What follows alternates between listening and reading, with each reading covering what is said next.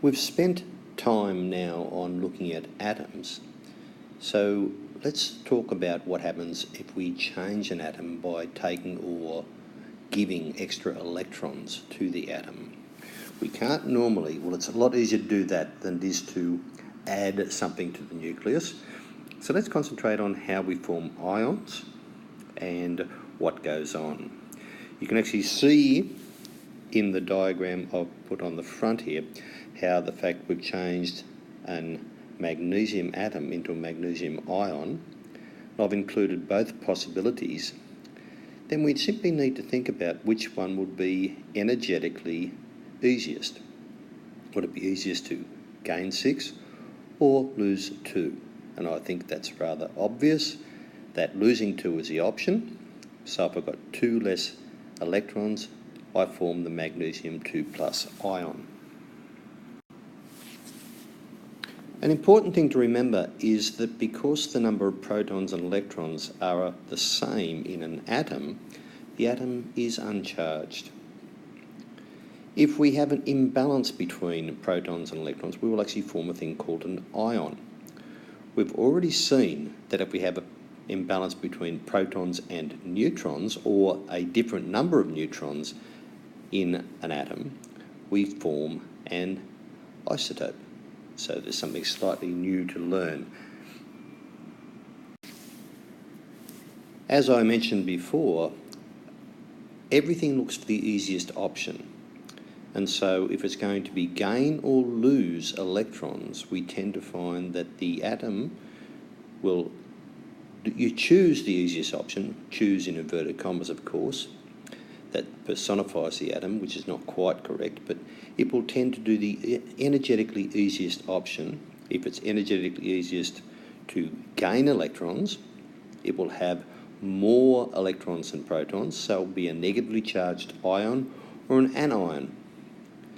If it is easier for the atom to lose electrons, then it will have more protons than electrons, which will give it a net positive charge, and it will form a cation.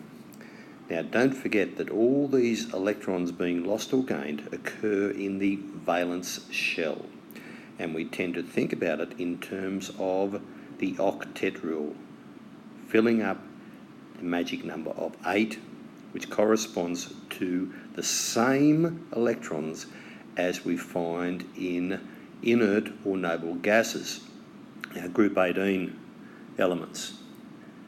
And this explains why they are inert.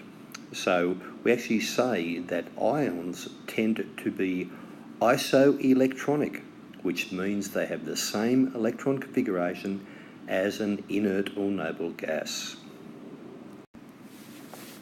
If we consider the basics that go on, we know that opposites attract, and this is the basic rule of electrostatics. If we've got opposite charges on things, they will be attracted to each other. If we've got the same charges, they will be repelled.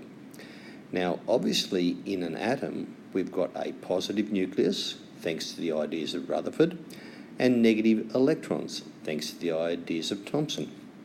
And so we see these two things being held loosely or being attracted to each other. And then, of course, we would have repulsion between the electrons. And this is important when we consider other things. For example, if my valence shell is the third shell from the nucleus, in other words, the valence shell is where we find the outermost electrons. So if it's a third from there, then all of the 2 layers inside are going to be pushing against or repelling the valence electrons, and that makes it easier for them to be removed. And this is something we need to think about when we are talking about ions and ion formation. The measurement of how easy it is to remove an electron from an atom is referred to as the first ionization energy. And this is normally measured in units of kilojoules per mole, and you can find the values for the elements on, I think it's table number 7 or number 8 in your data booklet. It actually gives other information about electrons on that table as well, but more about that later. The equation I've shown here from the element X, now it doesn't matter whether X is a metal or a non-metal, where it is, the same rules apply. So we're going to change the X atom into the X1 plus ion and release one electron. Notice that we have the subscript G, so we're assuming and we're saying that all these things are occurring in the gaseous phase, and that becomes important.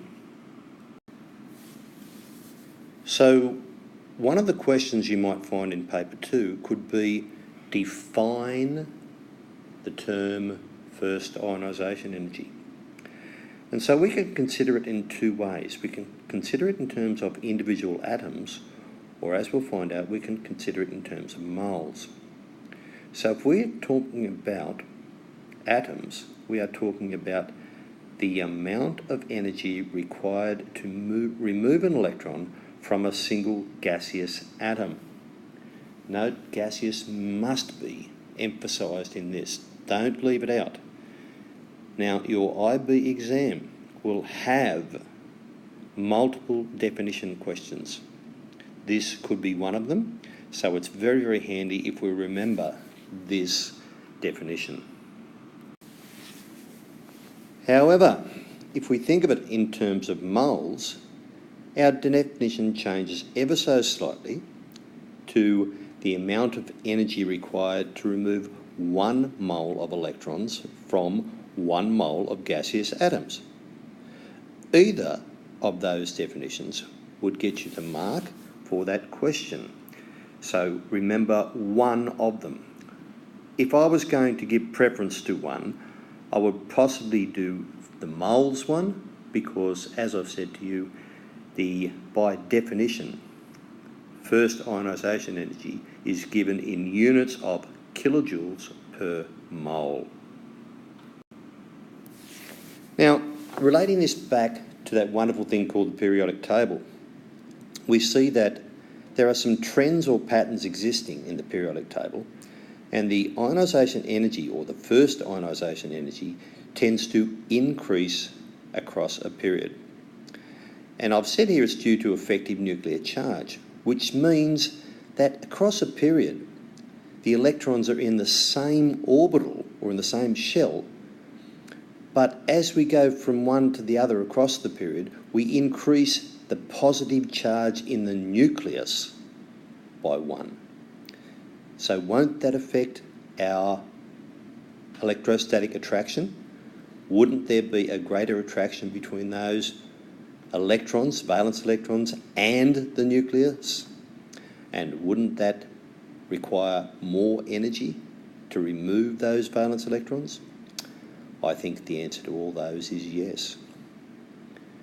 If we then consider what it's like going down a group, we actually find it decreases. And it decreases because as we go down the group, we add one more layer of electrons, or one more shell of electrons. And this means we're going to have shielding effect, and the inner orbitals or shells of electrons are going to try to repel the valence shells. So that makes them easier to remove. So it requires less energy to remove them, and our IE, ionisation energy, decreases. I hope that's clearer.